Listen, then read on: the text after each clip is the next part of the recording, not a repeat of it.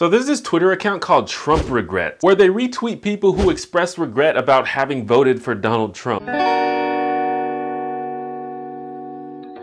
Hi, I'm T1J. Follow me. Here are some example tweets from Trump Regrets. I supported you, but you are fast becoming a joke. You can't keep pissing off the entire political world without retaliation. I voted for you, and frankly, I should have voted for Clinton. You lied to everyone. Continue to lie. You are fake news.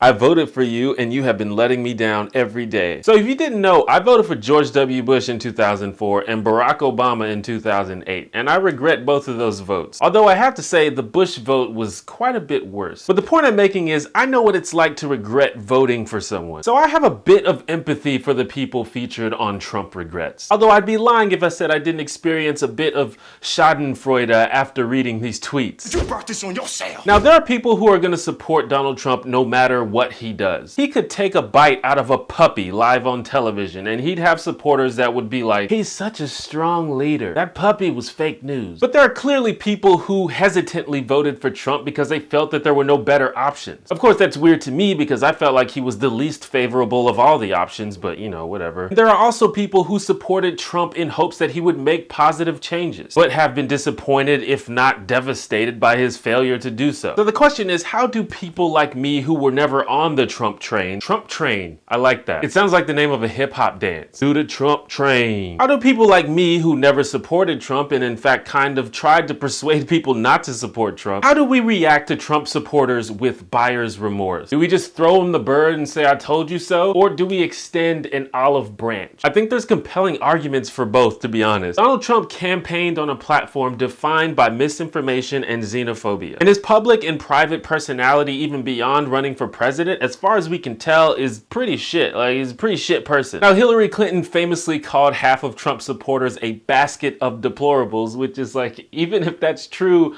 why would you say that? But it's kind of an interesting idea. Like, here we have this garbage person running for president and succeeding. So one theory is that most of his supporters are just more garbage people who are impressed by his supreme garbagery. And if some of these people all of a sudden don't like Trump anymore, I'm far more hesitant to give them a shoulder to cry on. But as I hope you'll acknowledge, it is probably more complicated than that. Now, for sure, many people fit squarely inside of Hillary's basket of deplorables. But I think that most people, including people who voted for Donald Trump, are just not pure trash. But I do want to dispute this idea that Donald Trump, like, tricked people. You know, you hear this all the time. He maliciously exploited people's fear and uncertainty. He took advantage of people's deepest prejudices. I mean, maybe that's a little true, but he's not fucking Magneto. Most people who voted for Donald Trump probably knew and understood that he's kind of an ass, but for various reasons were able to look past it. And this is what voters do all the time. They weigh out their priorities and they choose the person that they think will best represent their interests. But there's still an issue of what our priorities should be and what we should or should not be able to look past. It could be argued, for example, that not being racist is a pretty basic standard for anyone running for president, and that any decent person shouldn't tolerate a candidate that's failed to meet that standard. And by the way, I do think Trump has failed to meet that standard. Consider this idea from this tweet that went viral after the election. Not all Trump supporters are racist, but all of them decided that racism isn't a deal breaker.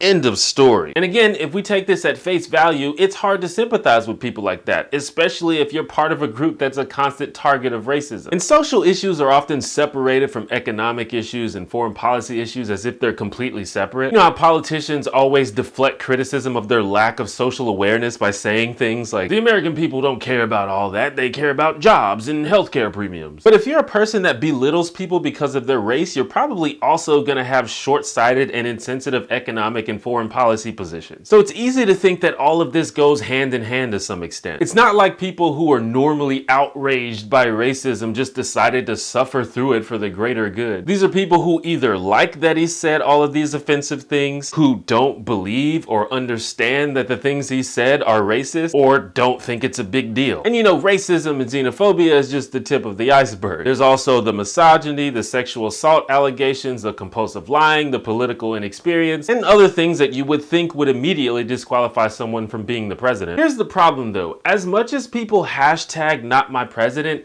Donald Trump is the president. Not just the president of the people who voted for him, he's the president for all Americans. The decisions that he makes affects all of us. So may I suggest a pragmatic approach? And as a person who did not vote for Hillary Clinton, I understand the irony of saying that. So if it's important to you to take a principled stance against the people who helped Donald Trump win the presidency, which according to some people includes me, even though I live in a state that went 70% red, but I digress, can't really criticize you without being a hypocrite. Because I took a principled stance against the concept of voting for someone that you don't actually want to be the president for the sake of helping the lesser of two evils. So do you if that's how you feel. But it may be useful to reach across the aisle and find some common ground. For one, so we can unite in opposition to any current or future Trump fuckery. Trump fuckery, that's also good. Apparently I'm not the first one to think of this. But also so we can hold our politicians to higher standards and make sure that this doesn't happen again. We need to ensure firstly that inexperienced demagogues aren't able to override our empathy and rationality. And secondly, we need to ensure that our pool of candidates isn't so objectionable that people seriously consider someone like that in the first place. As annoying as it is, a country that is as divided as the United States seems to be right now is just unsustainable. I'm not suggesting that you compromise your values or go along with things that you know are wrong, but I think there just needs to be more open and civil debate about these things, rather than just throwing up the double fuck yous. And there are gonna be people on both sides who will remain stubborn and combative and unreceptive to challenges. But there will also be people on both sides who just want to find the best solutions to the problems that they face, that their families face, in their communities and their country, and will be open to suggestions. And those are the people that we need to find, and those are the people that we need to be. That's just me though. What do you think? Thank you for watching my video. So I got a new lens and new lights, as you can probably tell. And anytime I get new equipment, it takes me like a month to figure out how to use it properly, so bear with me. Make sure you subscribe to this channel for more discussions about social issues, current events, and pop culture. And if you like my videos, consider supporting me on Patreon. And remember, stay hate.